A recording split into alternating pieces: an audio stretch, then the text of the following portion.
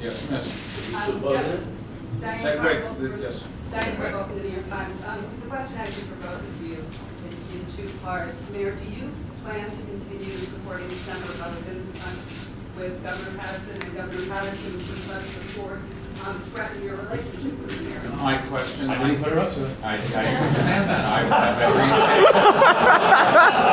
have every intention of continuing to support those who have voted for the city, stood up for things that I believe in, for example, gay rights and taking over the Big Mac funding and enhancing education aid and voting for a $6.5 billion state program for schools.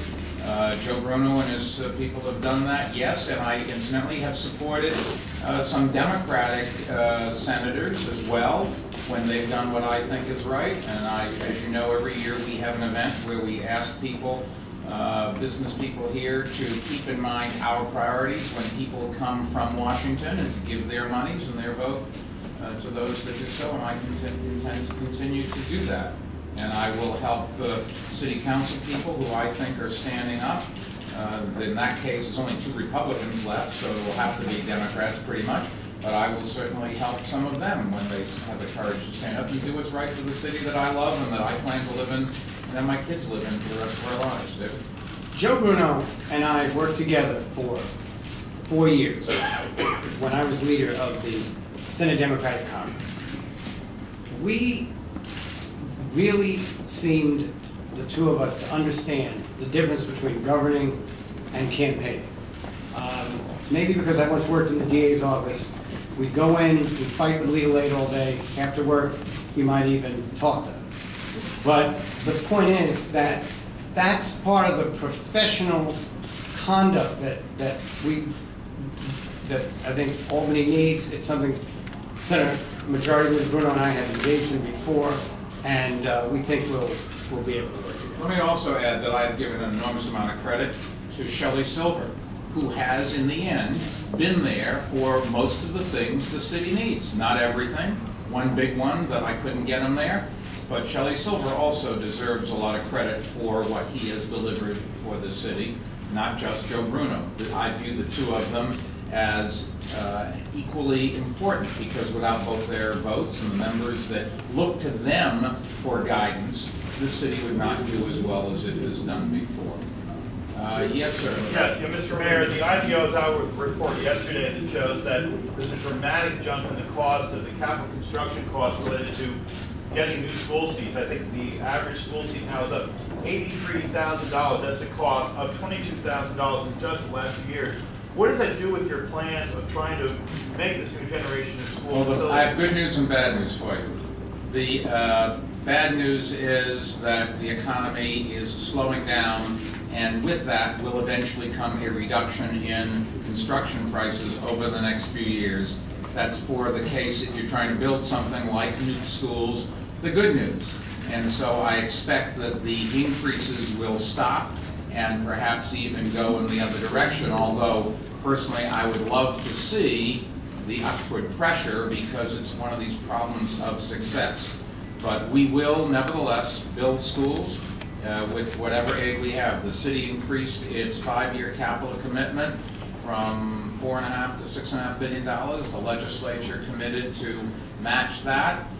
If they match it, we'll continue to build what we're building, and if they don't, we'll build half the number of schools. But we will not, we're not walking away from education. I've always said education is our #1 priority. We've raised teacher salaries 43% in 6 years. We've had the record capital campaigns. But do we have as much money for education as I would like? No. And with the economy slowing down, and particularly if the financial stocks don't recover, and they were up big yesterday, but today they're off significantly, some of these companies, that does not bode well for our ability to have as many new things as we would like. But we will not walk away from educating our kids, keeping our streets clean and safe, helping cultural institutions. That was the mistake that was made in the 70s, and we are not going to make that mistake, no matter what. Yes, sir. Richard Steyer from the Chief. Question for both of you. Your reaction to Senator Obama's speech yesterday?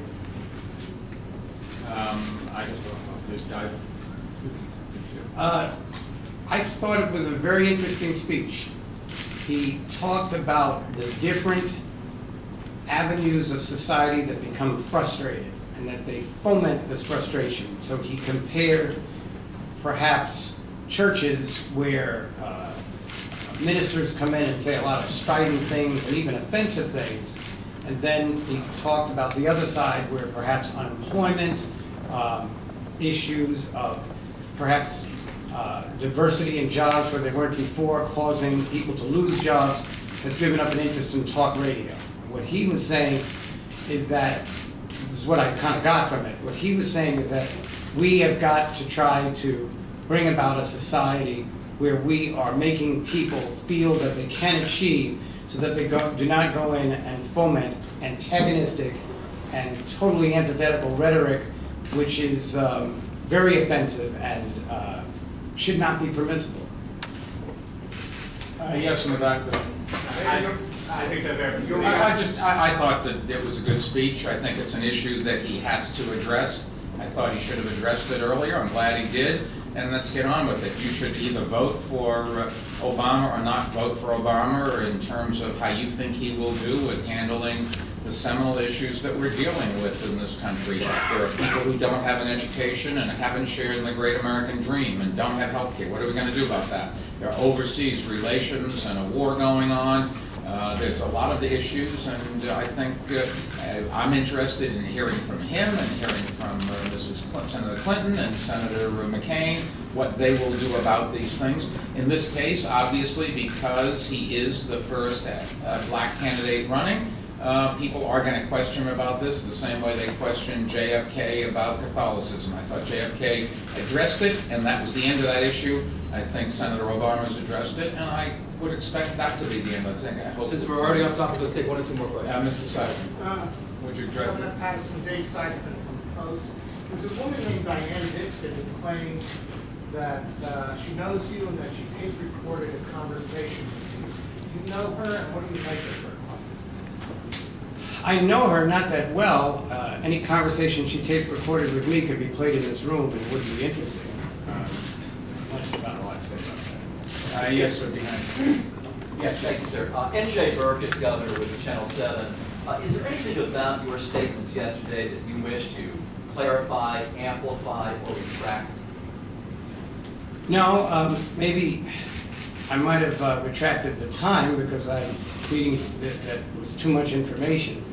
And maybe it was too much information, but I was just trying to demonstrate what I felt was my responsibility. Yes, Thank Miss. you very much. Erica Jones from Inside Edition. In just talking about yesterday's press conference, how did you and your wife survive these infidelities, and what advice do you have for other families to cope with infidelity? Let me try to answer that for you.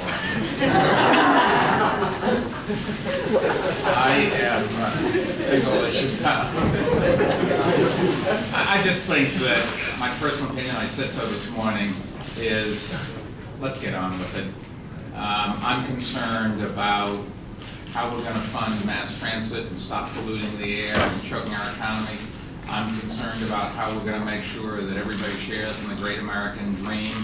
I'm concerned about how people are going to make sure they don't get sick, and if they get sick, we can pay for helping them. How we're going to do all of this in a world where we, to some extent, at a federal, state, and maybe even the city level, have been living in a never-never world of thinking our tax revenues are never going to go down. And that's what the governor and I talked about, and those are the questions I thought that I really wanted to address today. And if you have questions for the governor at other times, I'm sure he'd be happy to accept those. But we wanted to say thank you and get on to the next thing. Thank you very much. Thank you. Communication.